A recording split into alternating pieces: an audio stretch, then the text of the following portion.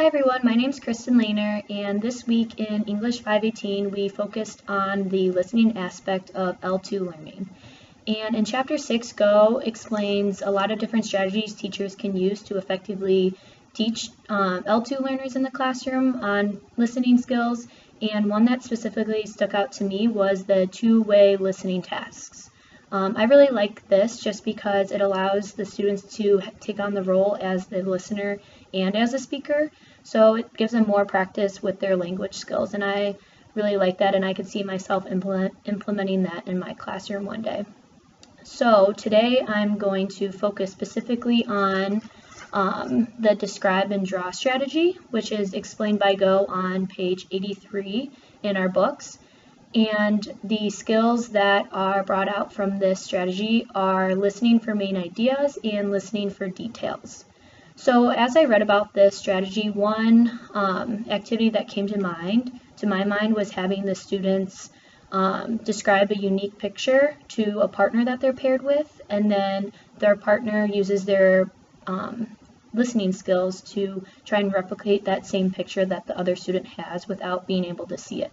So what I would do is I'd pair the students up in groups of two, and one partner would start off as the listener and one partner would start off as the speaker, and the speaker would do their best with their vocabulary to try and explain the layout of the picture that they are describing to their partner, and the partner will do their best on a blank sheet of paper to replicate that same picture. So I created on my own this picture.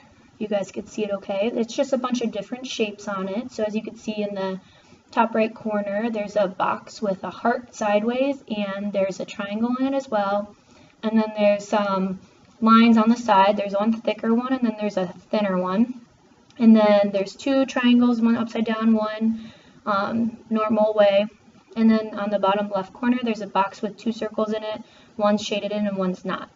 So I created this on my own, and I thought this would be a great, this would work great in about, I would say, a third or fourth grade classroom, just because it allows them to practice vocabulary words that they may be more familiar with, such as directional cues such as up, down, left, right, or words like verbs such as drawing or placing.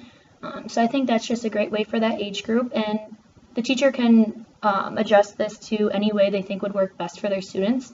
So if they want, they could use different colors so the students could practice the colors that they're learning, and they would be able to describe like whether one's thicker, how far away one is, and it also allows them to practice shapes that they may be familiar with. So that's just a little way that a student can describe to their partner, and then obviously when the second partner goes, it would be a different picture for them to explain, otherwise they'd already be familiar with that picture. So the way that I found out that I thought of this activity was because when I was in elementary school, my 6th grade teacher had us do an assignment where we had to get paired in partners, and the one student would explain the instructions to a different student, and then they'd have to do it. So I kind of just took my previous experiences and adjusted it into a way that I think would be best beneficial to an L2 learner.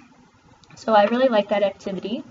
And once both partners are done in the whole class, I think it would be a great way for the class to have a group discussion about how this activity went and whether their results were the same as the original picture. It explains in Chapter 6 that reflection is a huge portion of listening and being able to practice reflecting, and it's great to use those metacognition skills for the students. And I think the teacher's job would be to encourage the students to talk about what went well, what didn't, and what was most difficult for them in this activity.